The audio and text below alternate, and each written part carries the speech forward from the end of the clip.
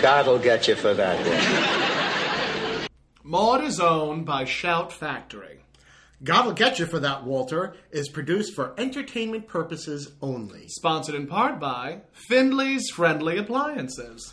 Hello, everybody, and welcome to another episode of God'll Get You for That, Walter. And, actually, Walter is the one doing the getting. Walter is the one doing the episode. getting. Yeah, this was a good episode. It was a doozy. So before we get into that, let's start with the introductions. My name is Tom Catt, and I am joined by TikTok famous. Oh, Toni Homeperm. My TikTok famous co-star, Toni Homeperm. Is she really, though? Yes, she is. Oh, good. Yes, she is.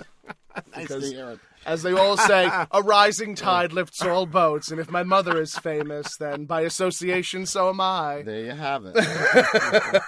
And welcome to God'll Get You for That, Walter, a podcast where we discuss the 1970s hit sitcom, Maude. And today we have a season opener. Yes, It's season brand 4, new season. episode 1. This is our episode 72.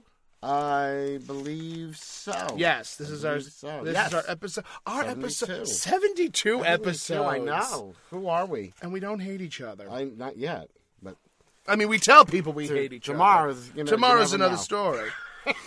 And this episode is entitled The Split. The Split. Very powerful episode. It originally aired September 8th, 1975. Mm-hmm. And directed, as always, by Hal Cooper, written by Norman Lear and Pamela Chase. Which I think, they've had, over the course of the series, they've had, I think, one or two female writers. Mm-hmm. And it's always nice to see that diversity.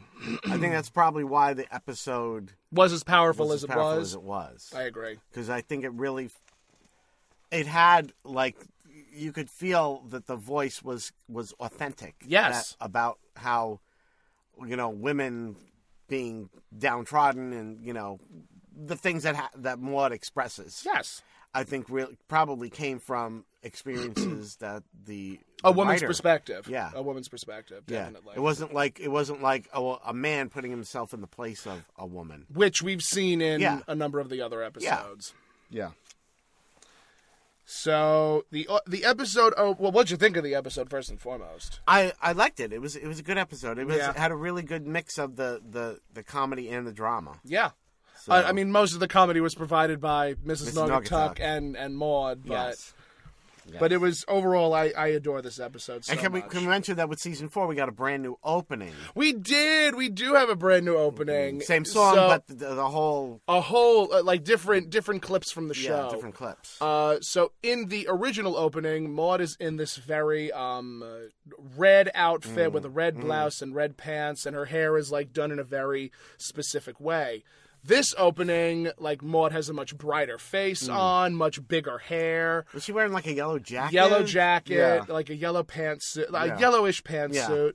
Just very, very bubbly, very, very effervescent. And then there's the one part which, where it's the quick different clips, stills of Maude and different, various facial expressions. Yeah, which I always love that. I enjoy that too. The many faces of Maude. The many faces. I've made a number of them. You've made it. You have. You certainly have. Hey. It still tickles me that on the cover of Suffolk County News, there's you smiling at me and me just making this grimace of a face. And I'm like, that's how I want to be immortalized. Grimacing at you. You will be pussy. If you have anything to say about it. It'll be in my will. Yes, it will. So, the episode opens with Mrs. Naugatuck in this gorgeous blue caftan robe kimono situation. Hair is in curlers. And she has this giant glass of milk. And she's singing, "Fly me to the moon. And let me play among the stars."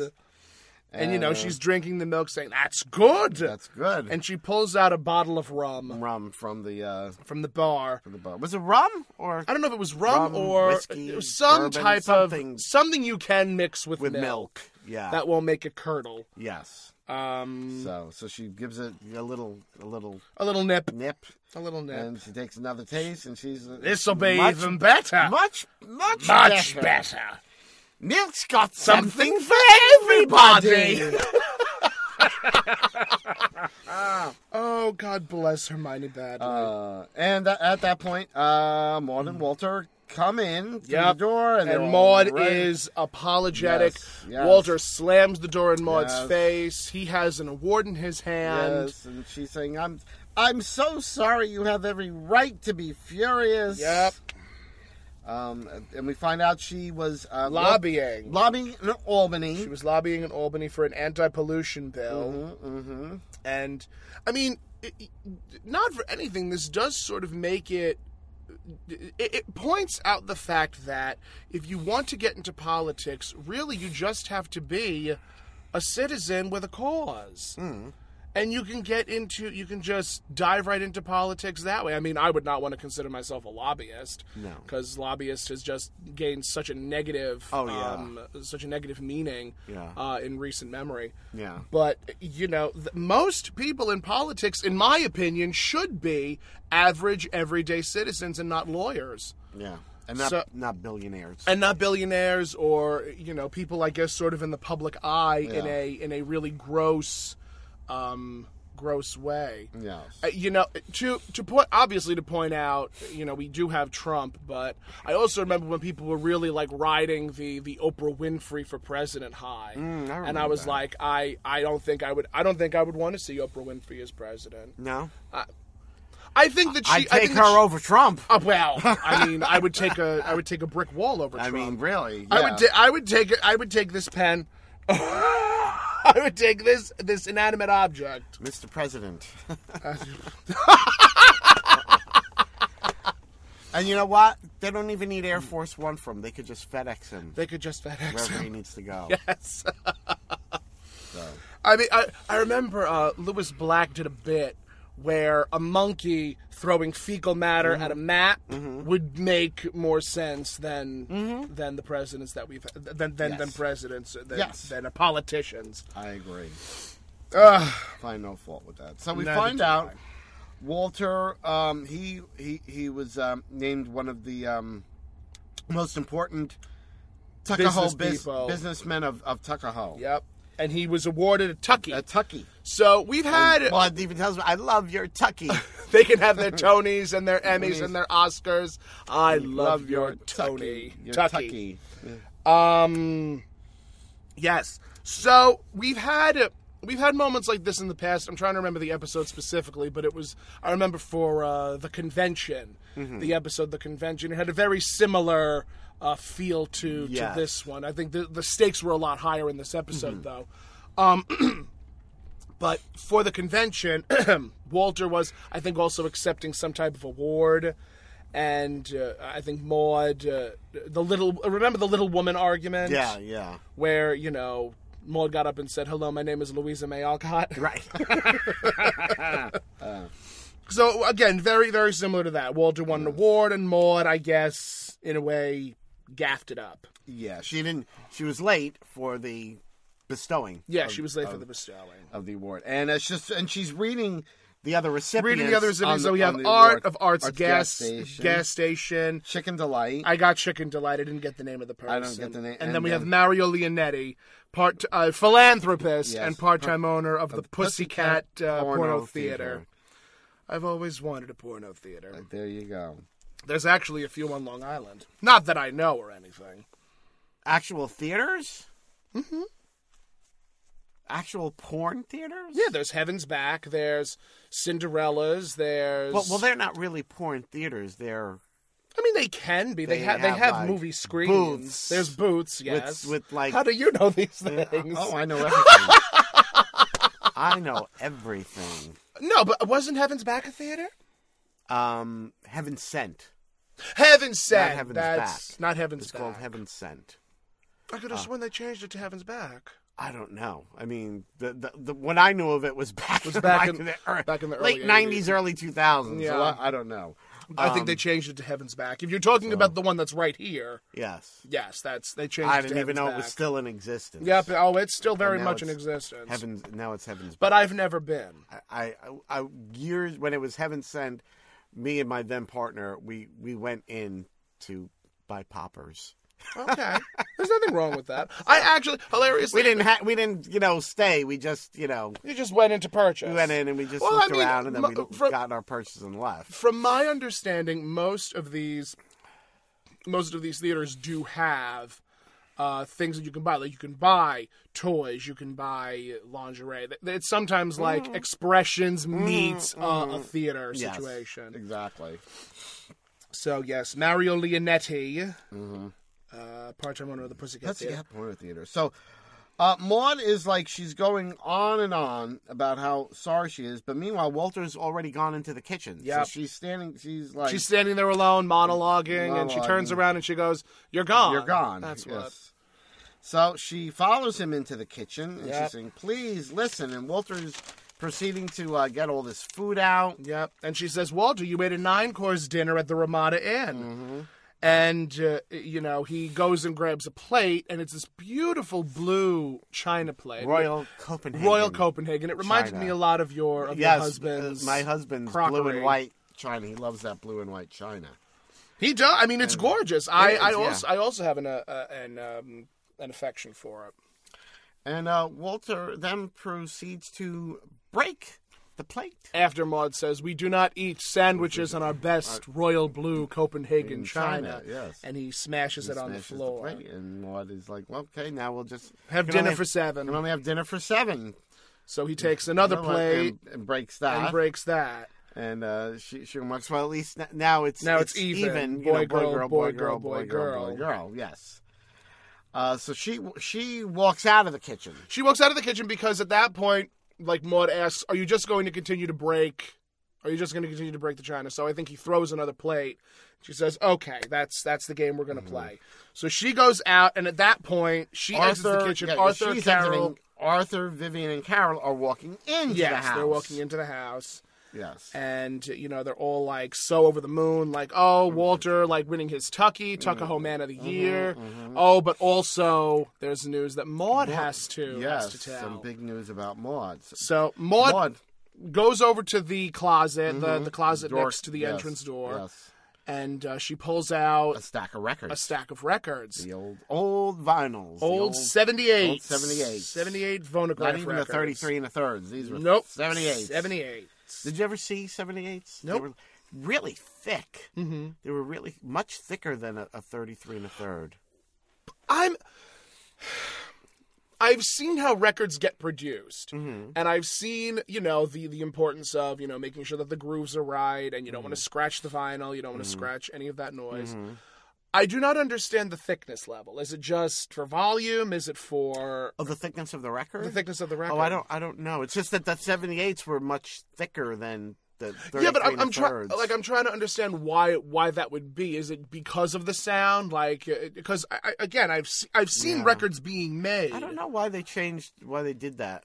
I'm sure the 33 and a third being thinner means less plastic, means less material. I guess makes it cheaper to produce. I never even thought of that. I'm sure that had a lot to do with it. I'm talking about sound, and you're an environmentalist. But I get that. Yeah, I would assume that could definitely be more economical. You could probably make two 33 and a thirds for the manufacturing cost of 178. So no, that's fair. And they probably still charge the same amount of money. Back in the day, if you had a record. Because I had this little turntable set. Yeah, it was like one of those. You've seen them in movies. Like it was like a clamshell thing, so you could take it places. Yes. Carried it like a little suitcase. I think my grandmother had one of those. I mean, so adorable. And like if you had a record that had some scratches, what you would do is you would take coins and you put it on the needle, the top of the needle arm. To keep it from skipping. Yes. Oh wow. Yeah. It's a hack. Yeah. Instead of buying a new record, you can't buy you didn't buy a new one. You had to be economical about it. Yeah.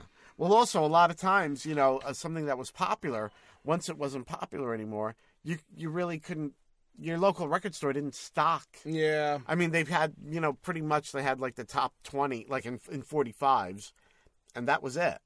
And then, eventually there was like a bin where the older stuff got put. But if something was gone, that was it. And isn't it funny how, like, years ago you had top 40, you had top 20, you had, like, if you wanted to get a like an original Broadway cast of a certain musical, you had to, like, be really, really, really on top of where the records are being sold. Yeah. And nowadays it's like, you want a song? you just go on pull your it phone? up on Yeah. you pull it up on your phone, you go to YouTube, and it's right there. Yeah. Times I they've changed. remember way back in the day when, like, this is probably before you even remember. Like, when we were finally, you were able to, like, download songs from what was it, LimeWire? I think was the big one. I was around the times of Napster and LimeWire, and okay. But you were quite young. Oh, I was a teenager. Yeah. I was a teenager for Napster and for But that LimeWire. was like, all of a sudden now you could download, you could find any song you wanted. It was like, and then God forbid you download the wrong thing and a virus is in your computer. well, yeah, there was that. You take the good, you take the bad, you take them both, and there you have the facts of life. But that's a different show. That's a very different show. Very Maybe different. that's what we'll do next after Maude. Maybe. All right. So Maude grabs Walter's prized 78 collection. Yes. His prized possession. And I think Carol asks Maude, "What are you doing?" And that was when Maude says, "Oh, I have Walter's old phonograph record, 78s." So she goes back into the kitchen, and she goes, "All right, Walter, are we still going to play this game, Right. or something of equal or better value?" Right. And he takes this beautiful milk white glass, like a basket, almost like a basket or a Yes. candy dish, and he just drops it on the floor. Yes. And she goes, "All right," and she holds up one of the records, and she goes, "Walter, this is the Andrews Sisters sing Hold Tight." Yes. And she sings, "Hold tight, hold tight, hold tight, hold tight for the Yakadaki, you want some seafood, mama?" And she breaks the record repeatedly. Yes. And then at that point, I think everyone starts coming in, and they're like, what are the you heck doing? is going on? And Maude says, "Oh, why don't you grab something valuable and join us?" So I think does Walter break something else? I don't think so. I think actually what happened was, I think Maude broke the Andrews sister record first. Yeah. Then Walter broke the basket. Then she was there was another record. Vaughn Monroe. Yes, Vaughn Monroe. Vaughn Monroe singing "Racing with the Moon." Yes. And that because Vivian was like, I love him. I love him. That became like a sort of quote for Vivian. Like, I think after season like season 4, 5, and 6. Like, if Maude mentioned an actor and Vivian was in the room, Vivian would be like, "Oh, I love him," or "I love her." Love him. Oh. So, at that point, Walter says, "Not my Vaughn Monroe!" And that's when Vivian said, "Oh, I love him." So, then Maude asks, "Are we finally done with this?" And he grabs the records and says, "No!" Yes. So then everyone goes into the living room. And that's when Walter proceeds to tell the story about how embarrassed he was. Yep. Because he was accepting this award, and her seat was empty. And he was thanking her for not being there, despite the fact that she was afflicted with the Asian flu. Right? She was, yes. At which point she ran in. Yes, she ran. Knocked over a Chinese busboy. And he told everyone, she was getting even with the Chinese busboy for the Asian flu, which harkens back to a very special time for American citizens during COVID, when everyone blamed Asian Americans and Chinese Americans for COVID. I know, ridiculous. And what was this? 75? Yeah. It was 2021. Yeah, I know. How times have changed. I know, right? Isn't that disgusting? I know. Absolutely awful. Yeah. Again, really. The more things change, the more things stay the same. Yeah. But that was definitely a very blue, off-color remark. But again, it was written for the times. Yeah. They were. It's funny for how sensitive they were about women's issues, and issues with African Americans, they were quite insensitive to Asian Americans and queers, and the queer community. Yeah.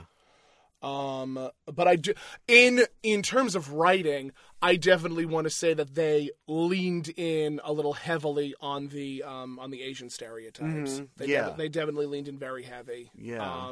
Because at least when they did episodes surrounding queer individuals, it was usually handled with, I don't want to say it was handled with care, but it was definitely far more sensitive than when they would talk about Asian Americans. Right. And it's unfortunate that was the thing. Yeah, but it was. And you know, I remember the first episode that we went over when it came to Jewish Americans. The first episode that we discussed, or the second episode, I'm so sorry, that we discussed. Our episode 2 talked about All in the Family's opener for Maude, and it was about Carol's husband being Jewish. Fiance. I'm so sorry, not husband, fiance. And that was also a very like, it dealt with the stereotype. Yeah. It dealt with those stereotypes, and it was handled with, in my opinion, I think it was handled with care. And when I say with care, I don't mean that the topic was inherently problematic or pejorative, but it was handled in a way that made the people making those jokes come off as insensitive and come off as rude. Right. Whereas with Asian Americans, it's just, there's nothing redeeming about any of the jokes that are made. Yeah. There was actually, I think there was an episode that we also went over where Arthur left. So I forget what episode it was. Walter had said, "I'm now in Japanese appliances," and before Maude and Walter start going at it, Arthur leaves saying "Ratsaruk," which of course is a very negative way of talking, making fun of Asian Americans. Asian American a dialect, exactly. Yeah. So it's interesting to see how far that we've come. Now we have Crazy Rich Asians. There's a new one that just came out, or that is on the verge of being released, that also deals with, oh God, what the heck is the name of it? My friend Phil only just posted about it. It's a movie? It's a movie that takes place in, I forget if it's about Filipino individuals. I'm also wondering if that's a pejorative term. I don't think it is. What? Filipino. No. No, it wouldn't be. No. I always try to be mindful about these things. No. If I had to look. I don't think it is. Although I know I've heard the term like Pacific Asian. Pacific Asian Islander. Yes. But I think, if someone is, Filipino, that's what they are. Just what they are. I've never heard it used as a slur. Maybe I'm thinking of. Oh no, I know what I'm thinking of. Different terminology. Right. Which we won't say. So it's called Joyride. Joyride. My friend Phil literally said, "I cannot wait. Finally, some hot mess Asian representation." Oh. Well, my friend is a Pacific North Islander. Pacific Asian Islander. Okay. Yeah. So it's just, again, in terms of media, we all want equality. So that's how, we as queer individuals, we have, what was it? That one gay movie that was, another gay, was it called Not Another Gay Movie or Another Gay Movie? Yes, Not Another Gay Movie. Not Another Gay Movie. Yes. Very similar to that. Yes. Like, that's how I feel Joyride is. Right. And you have, oh God, what's the other one that I'm thinking of? Not Road Trip. It was the one that starred Queen Latifah and Tiffany Haddish. Oh, I don't remember. Oh God, why? But when they were the bank robbers? No, not Money that Talks. Was Set It Off. Set It Off. That's what it was with. That was with Queen Latifah, Diane Keaton, and Tom Cruise's ex-wife, whose name escapes me. Katie Holmes. Katie Holmes. Thank you. But in terms of equality and in terms of media, we're all just looking for representation. And the table is big. Mm-hmm. The table is big enough for everybody. Mm-hmm. Everybody can have a seat at the table. There's no need to have your clicks or what have you. It's true. So, yes, all of that to say that most sitcoms during the 70s and even even the 60s had relatively insensitive. And even into the 80s. Into the 80s. Like, look at 16 Candles. Yeah. They had the 16 character Candles. Long Duck Dong. Yep. And, they were, they made fun of him, and they were made fun of his, the way he spoke, and all that stuff. And not, despite the fact that we're talking about, not to make it political, but, it sort of really calls into question the amount of people that are saying, oh, well, that was a different time. That was a different time. You still want those same people that are saying it's a different time to do the same things that are happening today. Right. It's like, we're going to censor you, but you can't censor us. Mm-hmm. I'm sorry, what? Mm-hmm. Like, I am making sense when I say that, yes? Okay. Mm-hmm. So it's... It's funny. I also even remember, even into the 90s, comedian Margaret Cho, who's Korean-American. Yes. I don't think she even speaks Korean. I don't think she does either. And she said when she had a show on, a sitcom for a short amount of time, and she's done like comedy Her routines. sitcom, I think, was like in the late 90s, early 2000s. Yes, it was in the 90s, and I think it was called All American Girl. Yes. And like when she was having to promote it, like she was on like a tour of like different like talk shows, news shows and things like that, where they do the little thing. They're like, and they had this thing where like they were asking her about the show, and then they're going to the break, and the one like interviewer goes, all right, well, we're gonna break now, and Margaret is gonna tell you when we'll be back in her own native language. And like assuming that her native language was Korean, so she said she just looked at the camera and she went, "We'll be right back after these messages." Sort of like deadpan. Yeah. And it was like she's like she was like, my native language. She's like, I was born here in this country. She's like, my native language is American. Is English. Is English. So. Yeah, I'll never forget that. It's funny. I forget which I showed you the one clip from. Yes, you showed me the one Ass clip. Master. Yes, but if you watch that whole thing, she talks about when she was doing that show and all the anti-Asian American stuff that went on. In the background. So that was, and it's I was in the 90s. So. And it's, unfortunately, like, it's still very prevalent today. Yeah. Like, I mean, the fact that Michelle Yeoh won the Oscar for Best Everything Everywhere All at Once. Best Actress. She's the first Asian actress to win an Oscar. Yeah, because she's not Asian American. I think she's from Malaysia. But first Asian actress to ever win an award for Best Academy Actress Award for Best Actress. So in the year 2023. 2023, yeah. So, and again, it's very interesting. We always say, "Oh, the 50s was so long ago. The 50s was so long." Our parents were born in the 50s. Well, my parents were born in the 50s. Mine weren't. Your parents were not born in the 50s. You were born. No, you were born in. Not born in the 50s. How dare you? You were born in the 70s. I was born in the 60s. Well, close enough. Not really. It was 64. But again, these years were not that long ago. Like, if you want to talk about long ago, you can say, the late 1800s. Nowadays, they're gonna start saying the late 1900s, and it kills me a little bit inside. I know. The last century. Yeah, that's a fun one. So.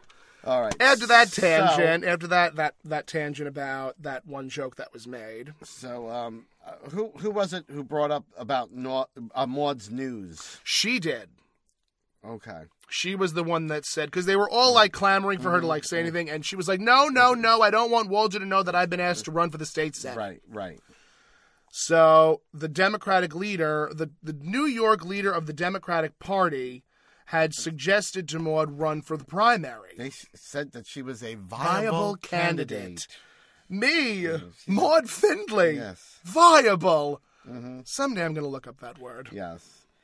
And that's when she says, of course it means that I'll have to live up in Albany 5 days a week. But I'll be back on most weekends. And of course she says to Walter, you are so understanding, you are so woman-oriented. You're not just the Tuckahoe's Man of the Year. You're the person of the year.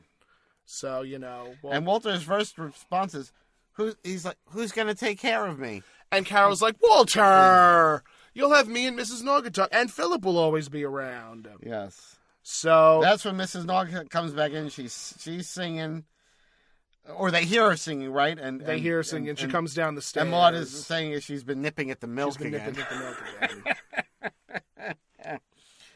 And Carol's, saying, mother, talking about. I think Carol tells Mrs. Naugatuck the news that Mother is going to be running for the state senate. And she goes, "Oh well, this calls for a celebration." Right.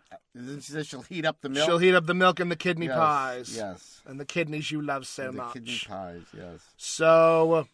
And I think is that Carol also says, Arthur says, but here's like Tuckahoe's Tuckahoe's Man of the Year, and here's his Tucky. Yeah. Yes. And that's when she sees that she grabs the trophy. She grabs the trophy first and says, "Another thing to polish." Yes. And she looks down at the names. She goes, "Mario Leonetti? He's no philanthropist. His Pussycat Theatre wouldn't give me my senior citizens discount." Which I mean, again, they gave her some choice lines for this episode. So Walter's like, he's suggesting to Maude, why can't you just run for something local? Why does it have to be, run for senator?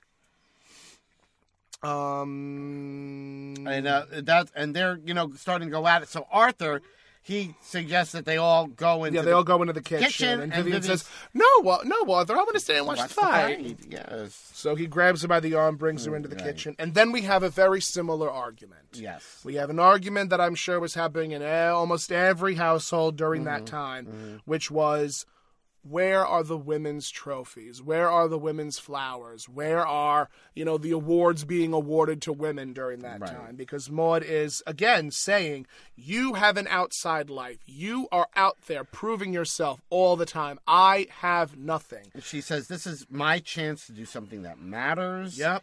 And she was saying, like, where are my rewards? Yep. And Walter says, look around you. You have the home. You have your daughter, your grandmother, your wife. Yep.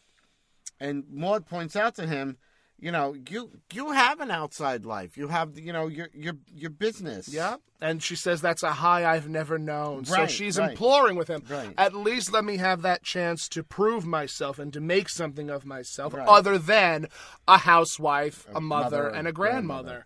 And Walter's like, I'm just an appliance salesman. But she tells him, but I've still seen you so many times. You've got a big deal. You get so excited, and I'm jealous of that. I'm jealous of that. And she says, this is my chance to stretch. Yep. And Walter says, he relents. He says, maybe you're right. Maybe I'm just selfish. Basically about having to, share you. Yep. And I'm afraid to change. And I think Maude is thankful to him at that point. And she says everything is going to work out. Is going to work out. And then the phone rings.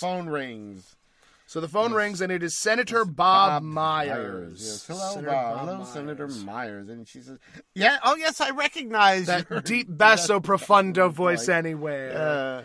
And he says, obviously on the phone, oh, well, that's how I recognize your voice. And Maude says, oh, that's how you recognize my voice? Yeah. You old basso, you. I always love when they do jokes like that. It tickles me. Yes. And she's saying, of course I've discussed it with my husband. Yep. And she calls everybody out.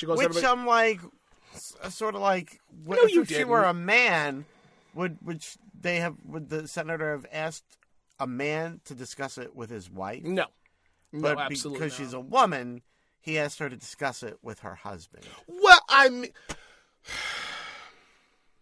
okay, I'm going to get on my soapbox for a little bit. Please excuse my dear Aunt Sally. Let me take a sip.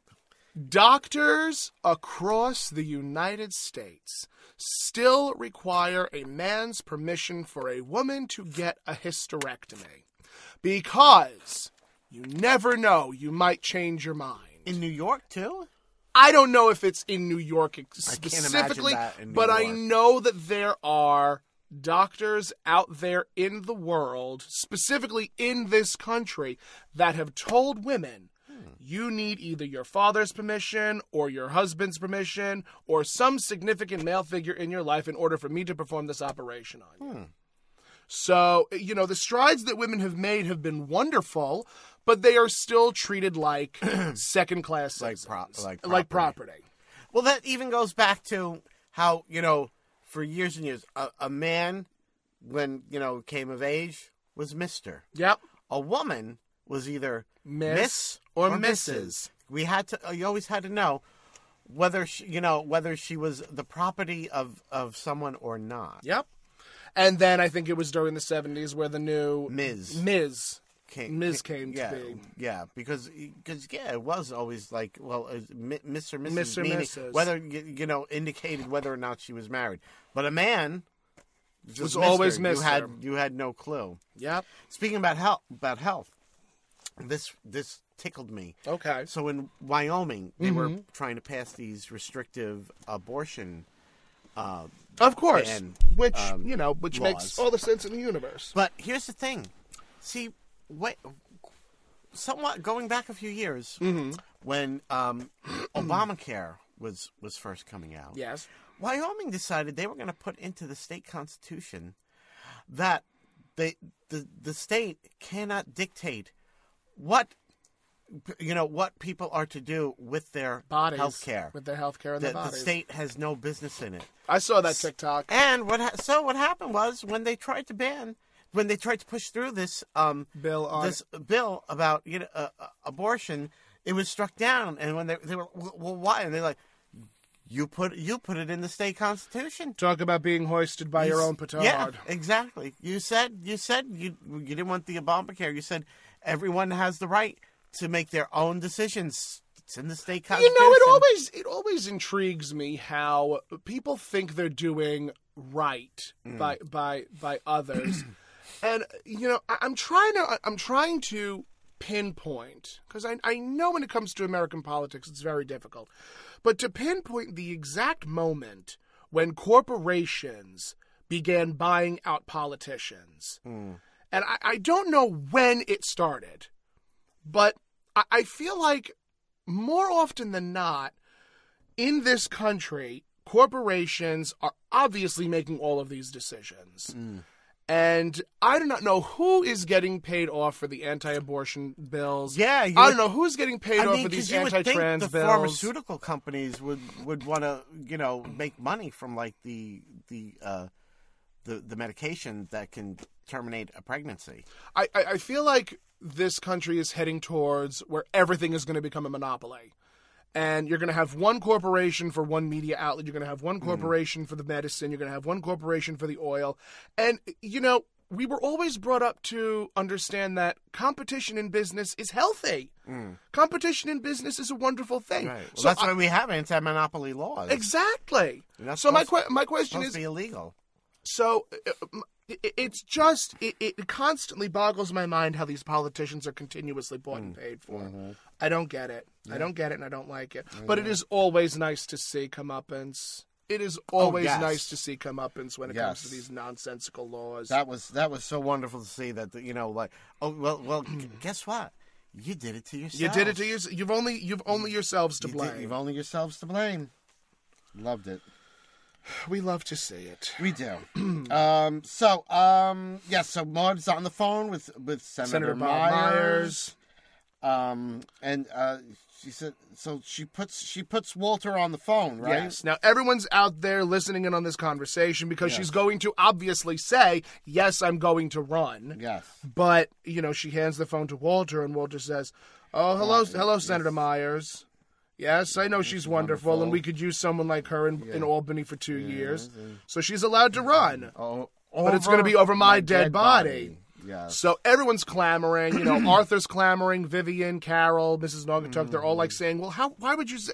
So they're all speaking over each other. And then Maude grabs the phone from Walter and says, "Oh, that wasn't happening. That was just the sound of celebration. Victory celebration. A victory celebration." Yes. So she starts speaking, and then she grabs the receiver in, and she says, "How could you do this to me?" So at that point, they engage in a little bar between each other, where Walter now gives an ultimatum, like, I'd be a hypocrite. Right. I'd be hoping that you'd lose if you chose to run. Mm-hmm. Yeah. So she's like, he goes, "I would not be able to handle this. I would not be able to handle a weekend wife." Right.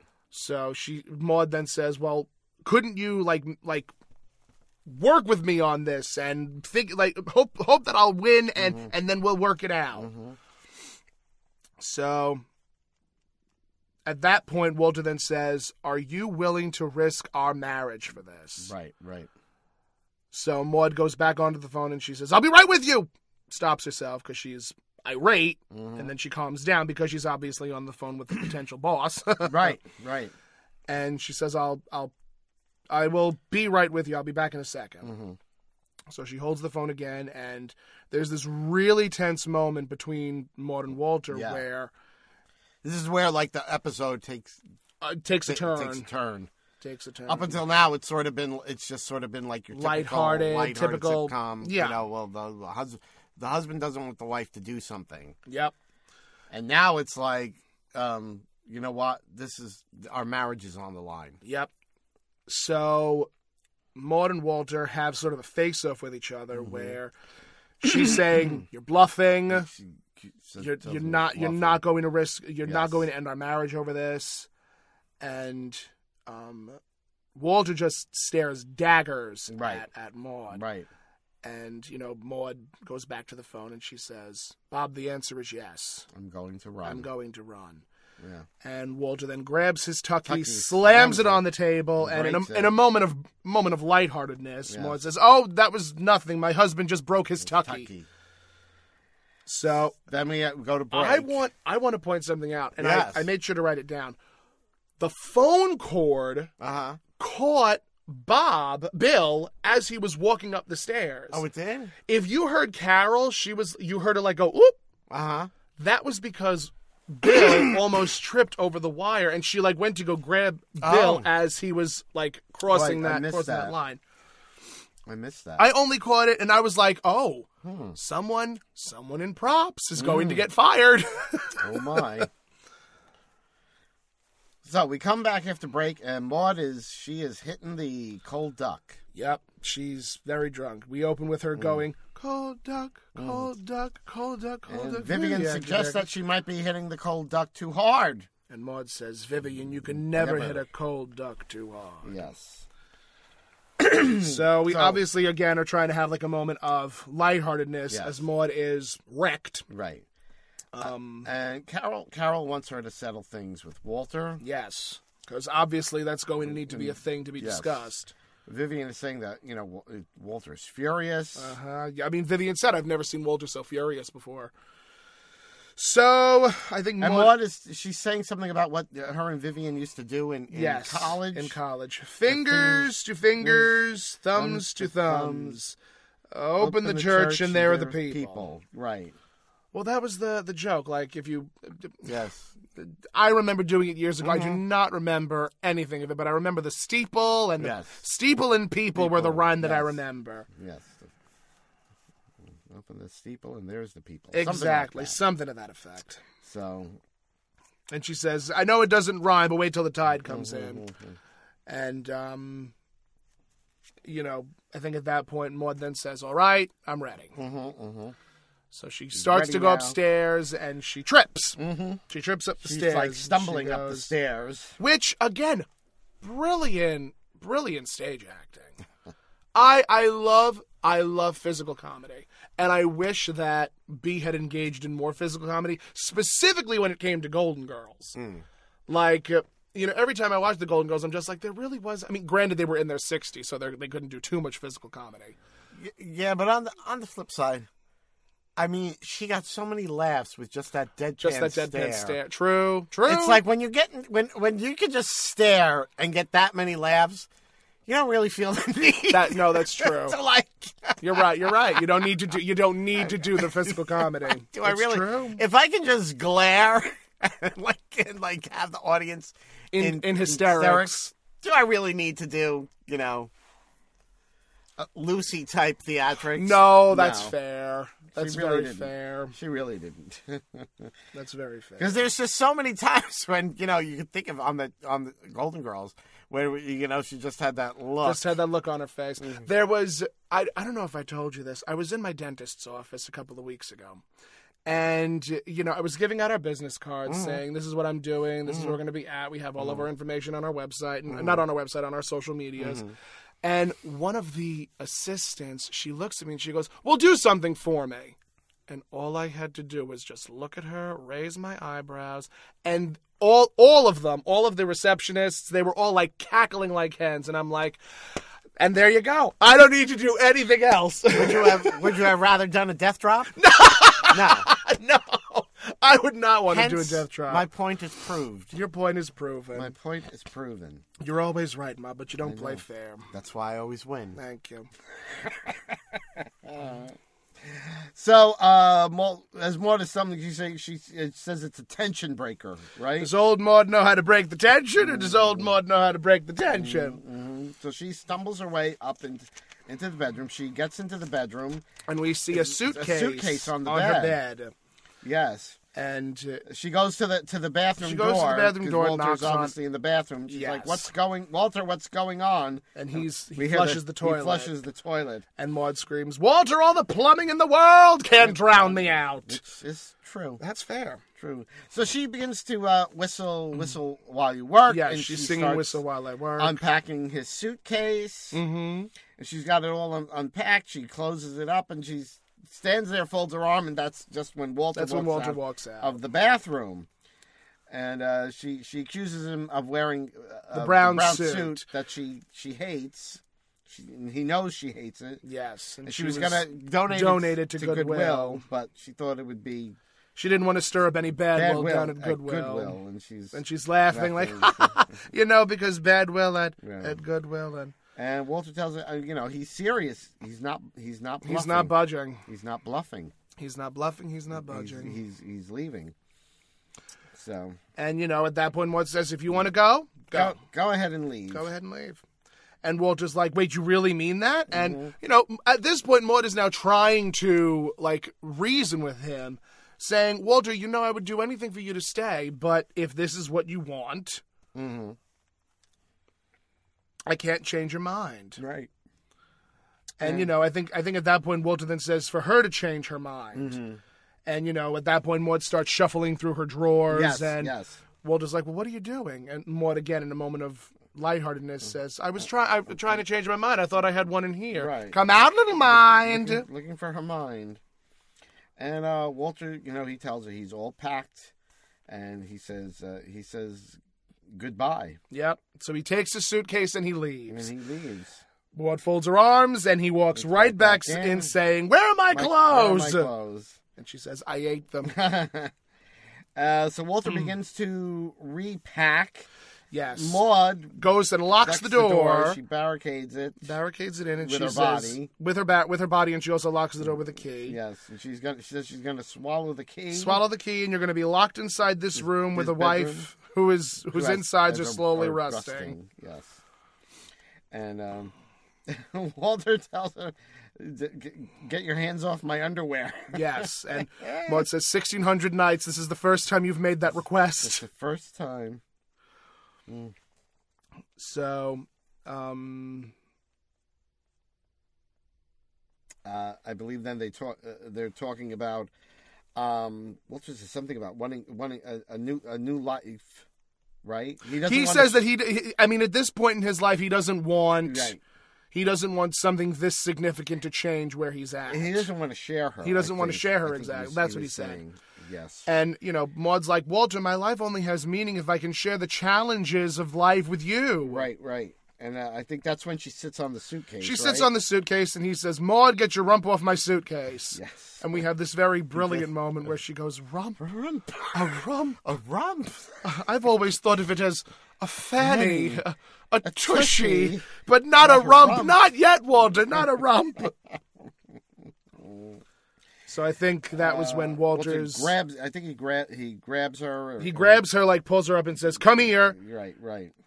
And that was like, he was very adamant saying, "I'm leaving."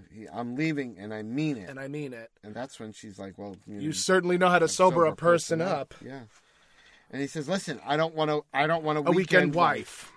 So at that point, Maude gets the brilliant idea of suggesting, "Well, why don't you open a store in Albany?" In Albany, yeah. She said, "There's more dirty linens in Albany than anywhere else."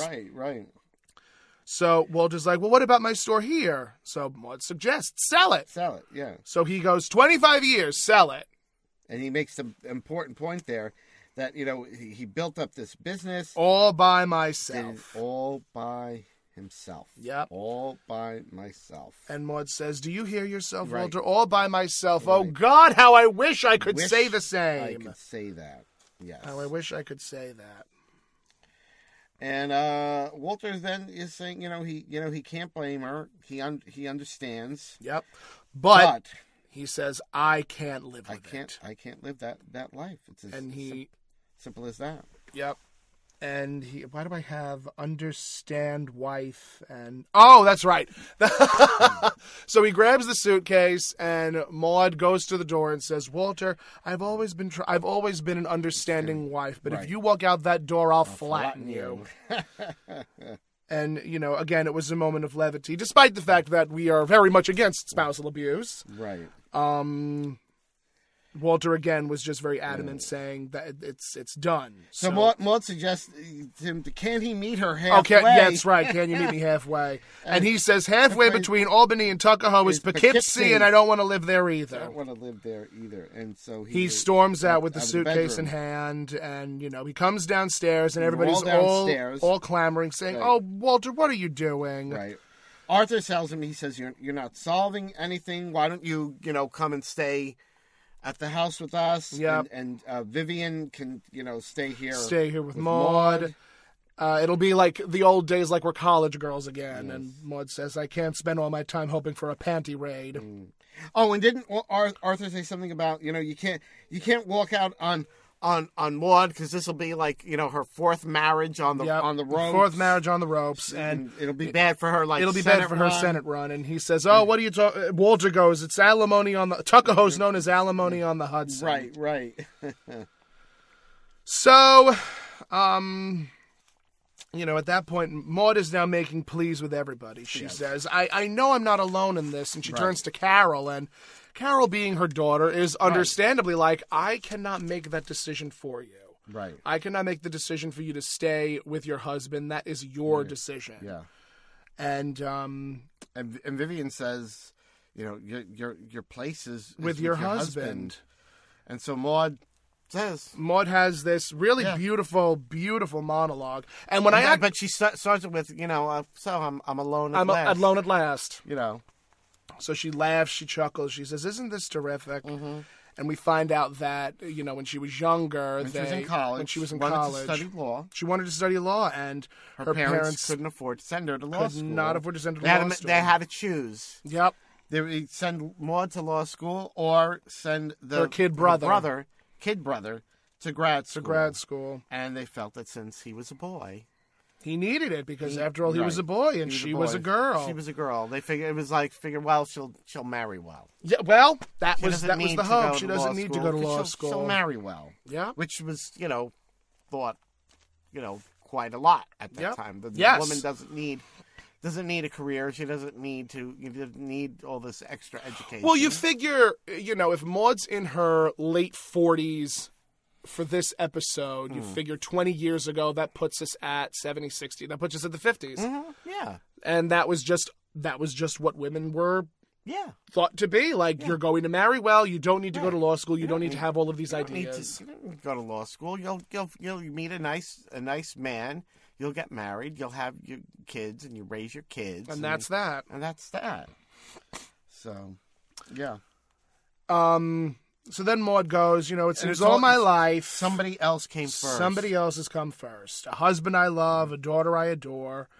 And, it really is a beautiful, beautiful monologue because we learn that, Maude has made so many sacrifices for so many people. Else in her family. But herself. Yes. And she says she was never resentful.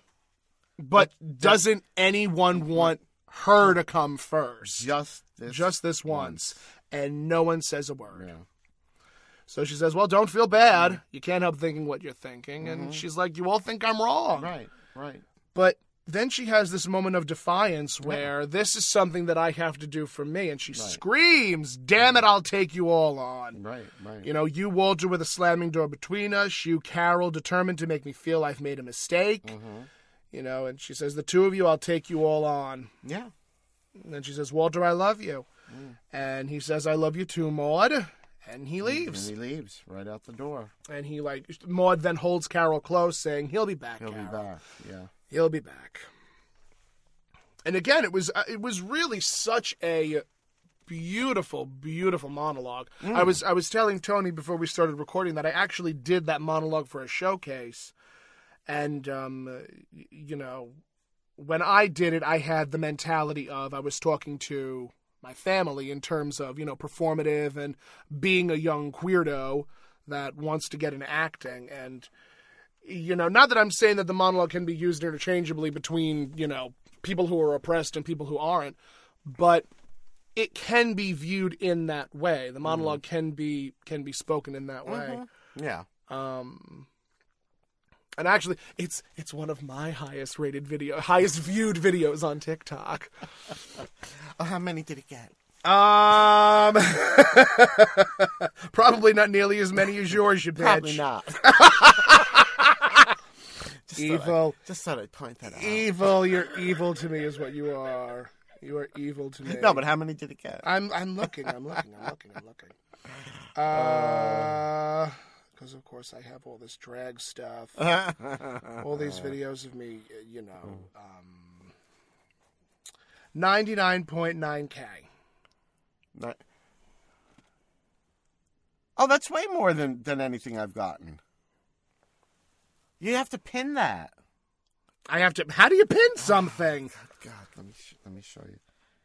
Yeah. Pin. Oh, okay. Now it's pinned. So now when anyone goes to your feed, that's like the first one. Oh. So when something's doing really well, you want to pin it in order to like boost views. Yeah. Okay. Because it's already doing well, and so that's how you do that. Well, you can pin up to 3. Talk about an old dog teaching the new dog tricks. I know, right? So yeah, that's way more than any than I've gotten on any of mine. I mean, if it makes you feel any better, most of my voiceover videos, they've only gotten like about 1,000. They haven't gotten anything that's like broken. You never. It's like TikTok it's funny. It's some so things weird. Like get like the algorithm thousands, does weird things. And then some things like just tank. So yeah, it's just the way it is. No, it's true. It's very true. But I did not know that. I did not know the significance of that. Yes. Yes, because I found even stuff, because I just learned how to do that. I found that even like videos that I had like a lot of traction on, by pinning it, it got even more traction. It starts to get even more. Yeah. Interesting. Yeah. Very interesting. Yeah. I did not know that. I didn't just until recently. And now you know too. And now you know too. You, our listeners, know too. If you have a popular TikTok video, pin it. You pin it. Click those little 3 dots. Click the 3 dots, and where it says pin, down on the bottom all the way, it says pin. You can pin up to 3. You can pin up to 3. So I like this episode a lot. And it's a 3-parter. It is a 3-parter. Okay. The next one is called Consenting Adults. And the episode after that, I think, is called Rumpus in the Rumpus Room. We actually get to meet a very young Bernadette Peters. I remember. She that's who Walter starts dating, right? That's who Walter starts dating in the 3rd episode. Yeah. And we also meet Senator Bob Myers, who is a little bit more on the conservative end of the liberal spectrum. But we'll get to that later. We get to it. We'll get to that later. But yeah, it was very... I was nervous because there is a 3-parter that pertains to Walter attempting to unalive himself. Right. And I forget where in season 4 or season 5, I should say, that 3-parter lives. But this 3-parter, no, it's good. Yeah. The 3-parter is good because, again, it sort of combines... There's nothing triggering in this one. No. There's nothing triggering. We have had episodes that were... We have had episodes where there are triggering... And we always let people know. Triggering content, and we definitely let people know beforehand. But, yes. But, yeah. So, where can they find you? Well, they can find me everywhere. Toni Homeperm. Probably most importantly these days is TikTok. I'm like... She's TikTok famous. Like TikTok famous now. She's TikTok famous. Just this past weekend, Jasmine Masters and Lady Bunny commenting on my video. Before you know it, she's going to be talking with RuPaul herself. I know. I know. Pretty soon, you'll have to go through my management to speak to me. Yeah. I'm sorry, Tom who? You know that. Do I know that joke always tickles me because so many people have done it to me specifically. Really? Where I would say to them, "Oh, I just love hanging out with you." It happened with me this past when I went to the Hocus Pocus 2 premiere.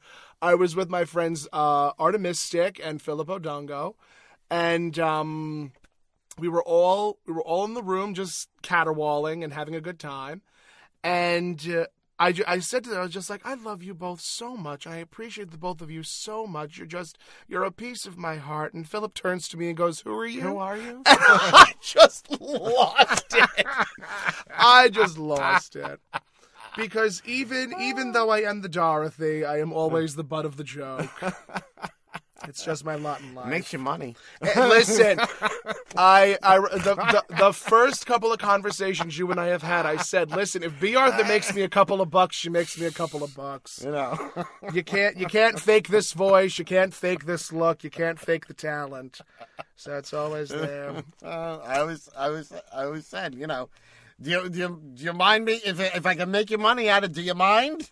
Not at all. Money's green. Exactly. Money's green. Exactly. Oh my goodness. We'll talk off camera about the things coming up. But you guys can find me on Linktree, Facebook, YouTube, Instagram, That Tomcat. I've been posting a lot of catnips lately, which are little pieces of advice and little pieces of like worldly wisdom. They kind of smell very salmon-y. Thank you.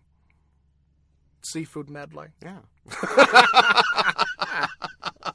And you can find me at That Tomcat. And I for some inexplicable reason, my friends of mine have said, Google yourself. Mm-hmm. Don't be afraid to Google yourself because you want to be able to be found easily. Mm-hmm.